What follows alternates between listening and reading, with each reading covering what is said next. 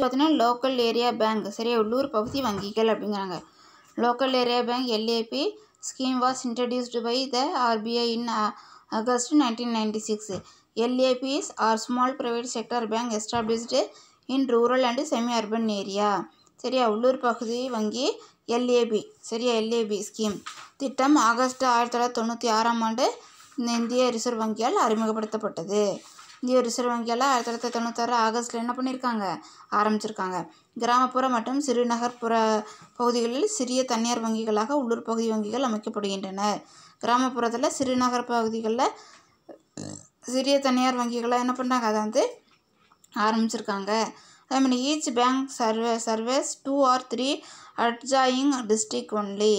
The main objective is to mobilize rural saving, accept deposit and invest them in the same area. They have to follow the priority sector lending target, including the target and loan to weaker section. RBI received 227 applications for setting up LAPs. சரியா 10 were considered for approval and 6 were given license under section 22 of the Banking Regulation Act 1949. Only 3 LAPs are functioning now அப்படின்னு கொடுத்துருக்காங்க. அதே மாதிரி என்ன சொல்கிறாங்கன்னா ஒவ்வொரு வங்கியும் அருகில் உள்ள 2 அல்லது 3 மாவட்டங்களை இணைத்து சேவை செய்கிறது. 2 or 3 சரியா டிஸ்ட்ரிக்ட் வந்து என்ன பண்ணியிருக்காங்க ஜாயிண்ட்டாக வந்து அட்ஜாயிங்காக வந்து சேர்த்து என்ன பண்ணுறாங்க அவங்க வந்து ஒர்க் பண்ணுறாங்க. கிராமப்புற சேமிப்புகளை திரட்டுவது, வைப்புகளை ஏற்றுக்கொள்வது, அதே பகுதியில் முதலீடு செய்வது அவற்றின் முக்கிய நோக்கம் ஆகும் அப்படிங்கிறாங்க. அதேமாதிரி கிராமப்புறத்தில் வந்து என்ன பண்ணுறது சேமிப்பை வந்து ஏற்படுத்துறது, அது மட்டும் இல்லாமல் முதலீடு வந்து டெபாசிட் பண்ண வைக்கிறது, இதுதான் அவங்களோட நோக்கம். முன்னுரிமை பிரிவுகளுக்காக கடன் இலக்கு, நலிவடைந்தவர்களுக்கான கடன் இலக்கு ஆகியவை உள்ளூர் பகுதி வங்கிகள் பூர்த்தி செய்கின்றனர். அதே பேக்வேர்டு கிளாஸு அதே மாதிரி வந்து பார்த்திங்கனாக்கா அந்த ஏரியாவில் வந்து என்ன பண்ணுறாங்கன்னு சொல்லி பார்த்தீங்கன்னா கடன் வழங்கி இன்னும் அவங்க தேவை வந்து பூர்த்தி வந்து செய்கிறாங்க. உள்ளூர் பகுதி வங்கிகள் அமைப்பதற்காக 227 விண்ணப்பங்களை இந்திய ஒப்புதலுக்காக பரிசீலிக்கப்பட்டு 6 வங்கி விதிமுறை சட்டம் 1949 பிரிவு 22 கீழ் உரிமை வழங்கப்பட்டது. சரியா 10 அப்ளிகேஷன் வந்து என்ன பண்ணியிருக்காங்கனாக்கா அப்ரூவல் வந்து கொடுத்து அவங்கள வந்து 6 பேங்க்ஸ் சரியா 6 பேங்க்ஸ் என்ன பண்ணியிருக்காங்க அவங்க வந்து லைசன்ஸ் வந்து கொடுத்து அதுக்கப்புறம் என்ன பண்ணியிருக்காங்கன்னு பார்த்தீங்கன்னா 1949 செக்ஷன் 22 பிரகாரம் என்ன பண்ணியிருக்காங்க லைசன்ஸ் கொடுத்து அதை வந்து செயல்படுத்துகிறாங்க. அதே மாதிரி இப்போது 3 உள்ளூர் பகுதி வங்கிகள் மட்டுமே செயல்படுகிறது. இப்போ வந்து என்ன ஆகுதுன்னு பார்த்தீங்கன்னாக்கா 3 பேங்க்ஸ் மட்டும்தான் என்ன ஆகுதுன்னு சொல்லி பார்த்தீங்கன்னாக்கா அது வந்து ஒர்க் ஆகுது. அதே மாதிரி அது என்னென்னு சொல்லி பார்த்தீங்கன்னா coastal local area bank Vijayawada Andhra Pradesh, Krishna Bhima Smriti area local area bank சரியா. அதே மாதிரி பார்த்தீங்கன்னா எதுனா மெஹபூப் நகர் ஆந்திர பிரதேசம் மற்றும் பார்த்தீங்கன்னாக்கா தெலுங்கானா. அடுத்தது Subhadra local area bank limited. Next பார்த்தீங்கன்னா என்னது கோல்பூர் மகாராஷ்டிரா சரியா. அதே மாதிரி என்ன பண்ணியிருக்காங்க அதில் வந்து கொடுத்துருக்காங்க அப்படிங்கிறாங்க.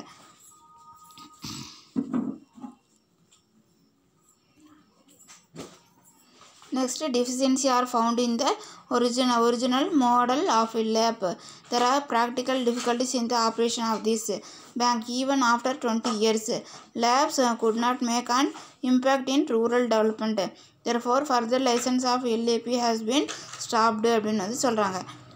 இதில் வந்து என்ன சொல்கிறாங்கன்னு பார்த்தீங்கன்னா அடிப்படையில் உள்ள பகுதி வங்கி மாதிரி குறைபாடுகள் காணப்படுகின்றனர். இந்த வங்கிகளின் செயல்பாடுகளில் நடைமுறை சிக்கல்கள் உள்ளன. சரி இதில் வந்து என்ன பண்ணுறாங்கனாக்கா இதில் வந்து டிஃபிஷியன்சி வந்து இருக்குது, குறைபாடுகள் வந்து இதில் வந்து இருக்குது, சிக்கல்கள் வந்து இருக்குதுங்கிறாங்க.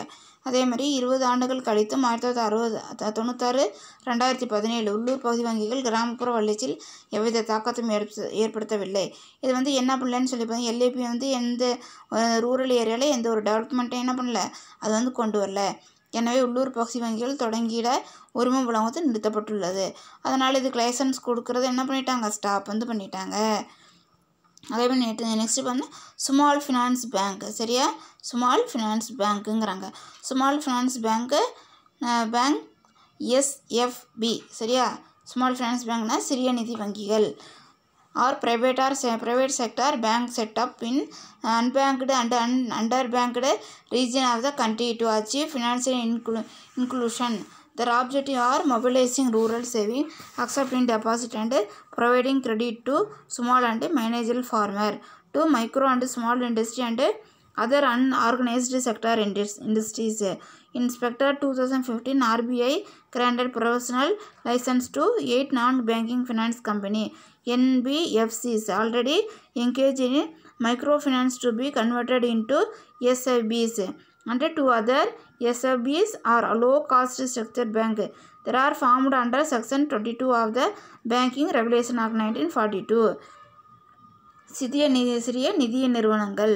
சிறிய நிதி வங்கிகள் எஸ்எஃப்பி வங்கிகள் இல்லாத பகுதிகளிலும் வங்கி சேவை குறைவாக உள்ள பகுதியில் நிதியுதவி வழங்க ஏற்பட்ட தனியார் வங்கிகள் ஆகும். சரி, அதே மாதிரி என்ன பண்ணுறாங்கன்னு சொல்லி பார்த்தீங்கன்னாக்கா சிறிய எஸ்எஃப்பி இது வந்து என்ன பண்ணுறாங்கன்னு பார்த்தீங்கன்னாக்கா சர்வீஸ் இல்லாத ஏரியாவில் என்ன பண்ணுறாங்க, இவங்க ஃபினான்ஷியல் லெவலில் வந்து என்ன பண்ணுறாங்கன்னா அவங்க வந்து ஹெல்ப் வந்து பண்ணுறாங்க. அதேமாதிரி அதோட எய்ம் என்னன்னு சொல்லி பார்த்தீங்கன்னாக்கா நோக்கம் கிராமப்புற சேவைகளை திரட்டுதல், வைப்புகளை ஏற்றுக்கொள்ளல். சரியா, கிராமத்துலேருந்து டெபாசிட் வந்து வாங்குறது, அக்செப்ட் வந்து பண்ணிக்கிறது, சேவிங் வந்து பண்ணுறது. சிறு மற்றும் குறு விவசாயிகள் ப்ரொவைடிங் கிரெடிட். சரியா, சிறு மற்றும் குறு விவசாயிகளுக்கு, மிக சிறிய மற்றும் சிறிய தொழிற்சாலைகளுக்கு மற்றும் ஸ்மால் அண்டு மார்ஜினல் ஃபார்மர். அதேமாதிரி மற்ற அமைப்பு சாரா பிரிவு நிறுவனங்களுக்கு கடன் வழங்குதல். அதர் அன்ஆர்கனைஸ்ட் செக்டர் என்டிட்டிஸ் அப்படிங்கிறாங்க.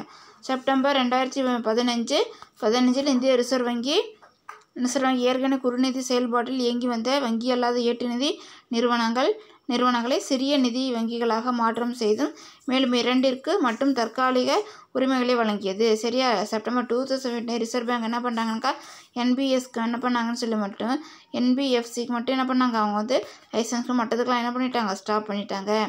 சிறிய நிதி வங்கிகள் மிக குறைந்த செலவிலான கட்டமைப்பு கொண்டது. இந்த ஸ்மால் வந்து என்ன பண்ணியிருக்காங்கன்னு சொல்லி பார்த்தீங்கன்னாக்கா ஸ்ட்ரக்சர் வந்து எப்படி இருக்குன்னா ரொம்ப வந்து கம்மியாக வந்து இருக்கும் அப்படிங்கிறாங்க. அதேமாதிரி 1949ஆம் ஆண்டின் வங்கி ஒழுங்குமுறை சட்டத்தின் பிரிவு 22 கீழ் அவை உரிமம் பெறுகின்றனர். சரி, அந்த ஆக்ட் பிரகாரம் என்ன பண்ணுறாங்க, வந்து உரிமை வந்து பெறுறாங்க. அதேமாதிரி ESAF SFB Thiruvananthapuram Kerala, Ujjivan SFB limited Bengaluru Karnataka has 10,000 employees. அதுமாதிரி Fincare SFB Ahmedabad Gujarat has 25 branches separate over several state. சரியா, அதே மாதிரி என்ன பண்ணியிருக்காங்க, இதிலெல்லாம் பல மாநிலங்களை கொண்டுள்ளது அப்படிங்கிறாங்க. அடுத்தது பேமெண்ட் பேங்க்னால் என்னென்னு சொல்லி பார்த்தீங்கன்னாக்கா சிறு தொழில்கள் குறைந்த வருமானம். செலுத்துதல் வங்கி. சரியா, செலுத்துதல் வங்கி. Payment bank are formed within the separate of payment and financial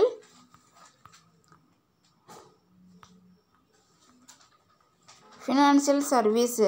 சரியா,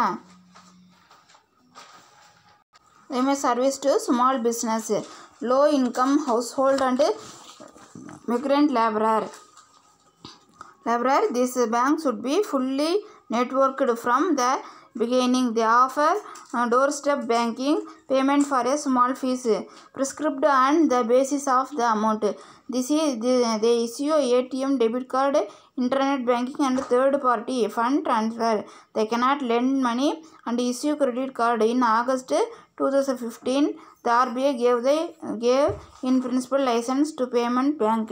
அதே மாதிரி என்னன்னு சொல்லி பார்த்தீங்கன்னாக்கா செலுத்தல் வங்கி சிறு தொழில்கள் குறைந்த வருமானம் கொண்ட குடும்பங்கள் மற்றும்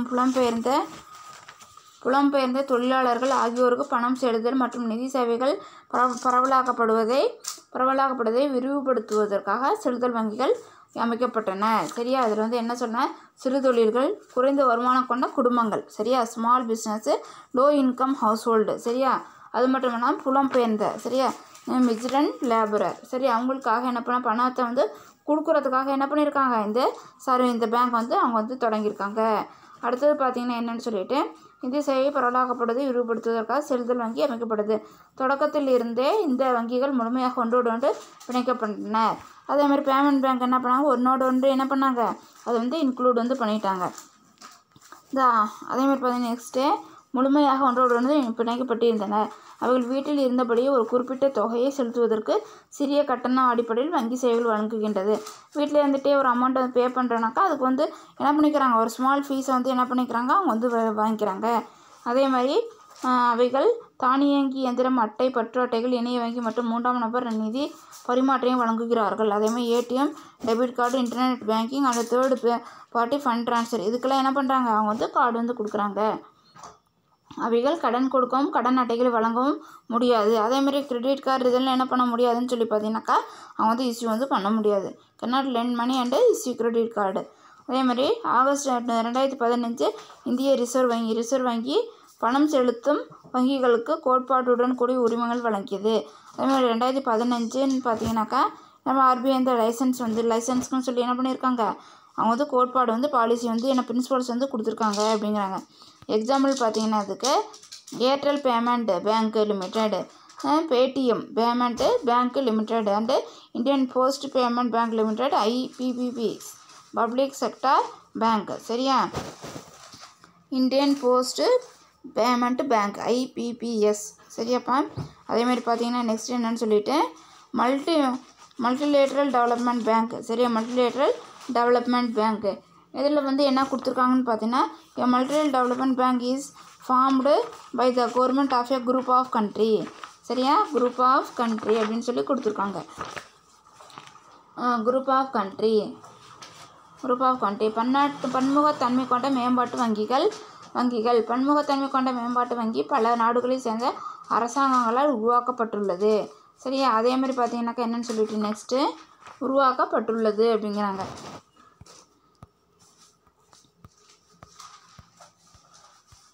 The member countries consist of development donor countries and borrower countries.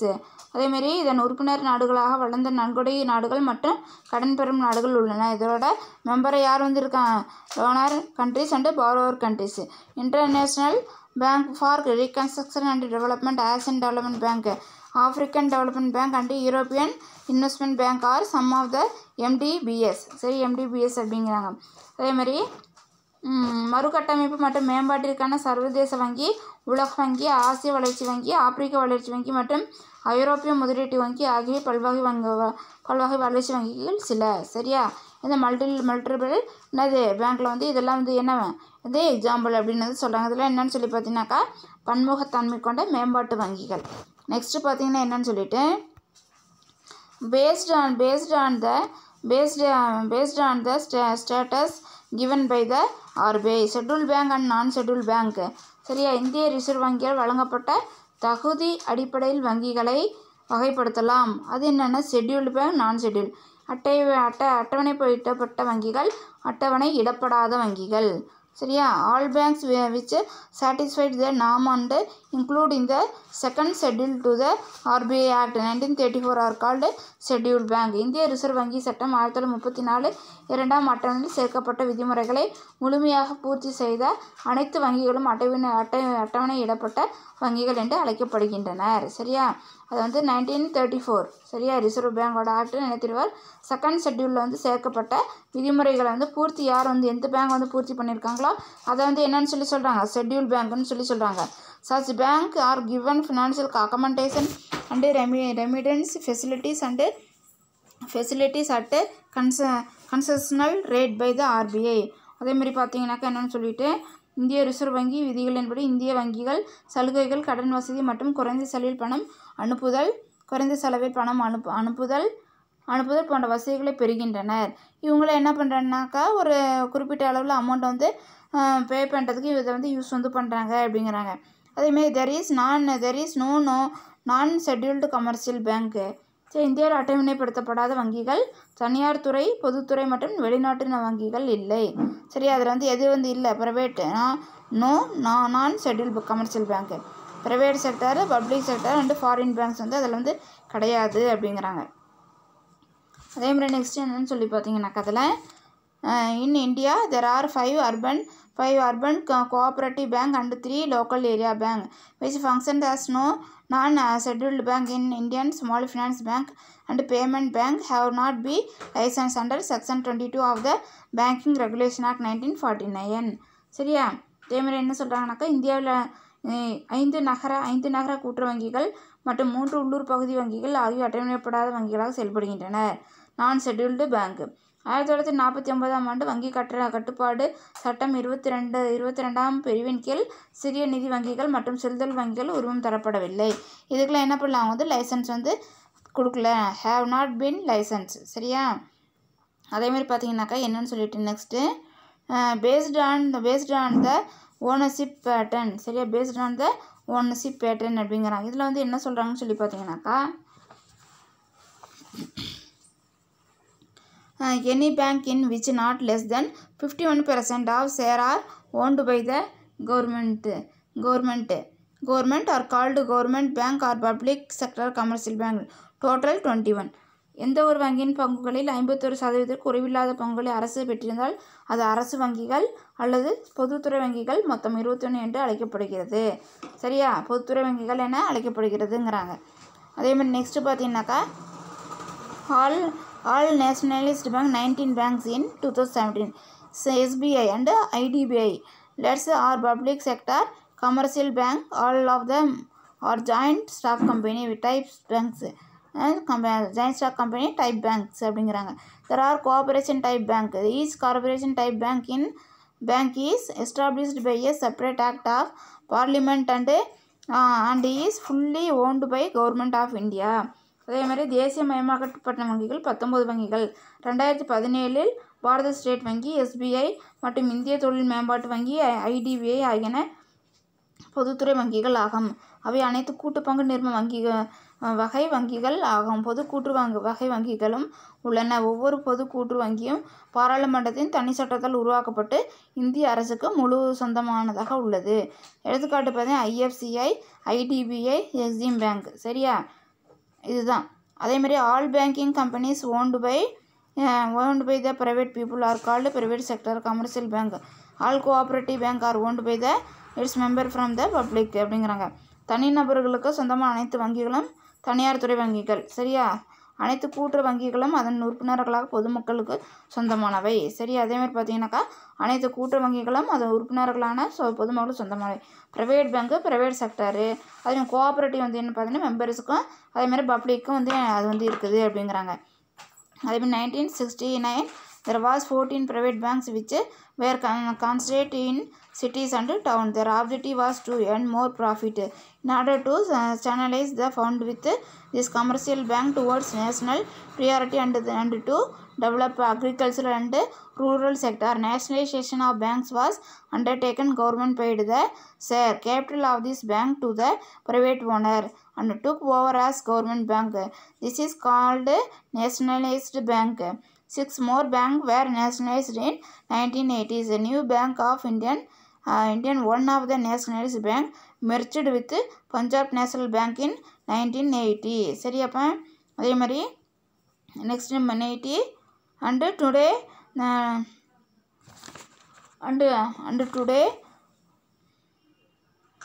and today there are only 19 nationalized bank 2017.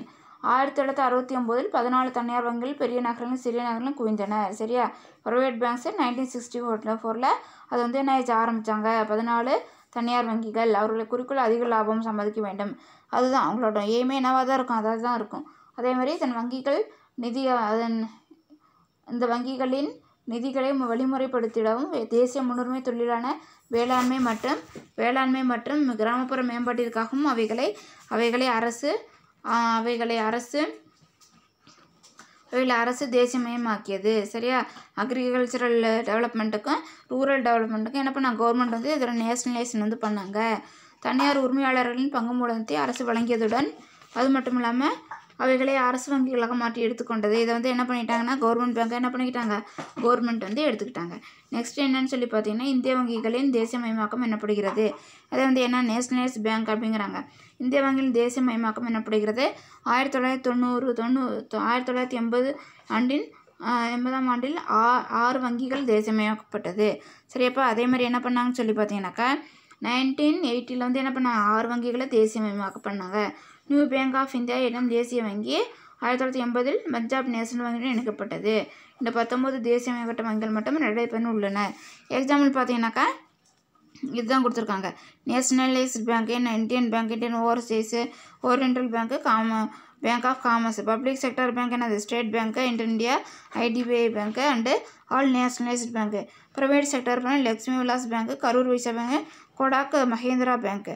Note பார்த்தீங்கன்னாக்கா என்ன பாரதிய மகிழா வங்கி சரியா bank was established on 19 November 2013. அதேமாதிரி பார்த்தீங்கன்னா என்னென்னு சொல்லிட்டு November 2013 to serve exclusive women member of the public was merged with SBI on 31st March 2017. A detailed study on the functions of commercial bank is given in the next chapter அப்படிங்கிற இதை பற்றி என்ன பண்ணிக்கலாம் next chapter என்ன பண்ணிக்கலாம் நம்ம வந்து பார்த்துக்கலாம் சரியா. அதே மாதிரி பார்த்தீங்கன்னா நெக்ஸ்ட் என்னன்னு சொல்லிட்டு அந்த பேசிஸ் ஆஃப் ஆர்கனைசேஷன் இந்த banking maybe unit banking R branches banking. சரி அதே மாதிரி என்ன பண்ணாங்க யூனிட் பேங்கிங் ஆர்கனைசேஷனை பொறுத்து பேஸை வச்சு என்ன பண்ணாங்க யூனிட் பேங்கிங் பிரான்ச்சஸ் பேங்கிங்கை வந்து என்ன பண்ணுறாங்க கொண்டு வராங்க. அதே மாதிரி அந்த பேசிஸ் ஆஃப் லெண்டிங் அதே மாதிரி பார்த்தீங்கன்னாக்கா அதில் பார்த்தீங்கன்னாக்கா அந்த base of lending practice maybe pure banking or mixed banking சரியா கடன் கொடுக்குறது அந்த basis of their product it can be retail banking or wholesale banking சரியா. ப்ராடக்ட்டுக்கு வந்து என்னன்னு சொல்லி retail banking or wholesale banking அந்த base activity under maybe narrow banking or universal banking. From the ownership point of view it can be chain banking or group banking சரியா. இதெல்லாம் பேஸாக ஒவ்வொன்றுக்கும் செப்பரேட்டாக என்ன பண்ணுறாங்கன்னு சொல்லி பார்த்தீங்கன்னாக்கா எந்தெந்த டாபிக் வருதோ அது அதுக்கு தனித்தனியாக செப்பரேட்டாக வச்சு பேங்க் வந்து என்ன பண்ணியிருக்காங்க கொண்டு வந்திருக்காங்க. From the ownership point of view it can be chain banking or group banking. There are some peculiar type of bank such as investment bank, Islamic bank சரி இஸ்லாமிக்னு சொல்லி தனியாக என்ன பண்ணியிருக்காங்க அவங்களுக்குன்னு சொல்லி பேங்க் வந்து ஓப்பன் வந்து பண்ணியிருக்காங்க. In modern time virtual banking or internal banking and mobile banking are very popular. இதெல்லாம் வந்து என்னது ரொம்ப வந்து பாப்புலர் வந்து ஆனது அப்படிங்கிறாங்க. டைப்ஸ் ஆஃப் பேங்க் வந்து முடிச்சுட்டோம்ப்பா. அடுத்த லெசன் என்னன்னு சொல்லி பார்க்கணும். 12th லெசன் நடத்தின வரைக்கும் என்ன பண்ணுங்கன்னா படித்து வந்து பாருங்கள். டவுட் இருந்தால் ஃபோன் பண்ணி கேளுங்க. தேங்க்யூம்மா.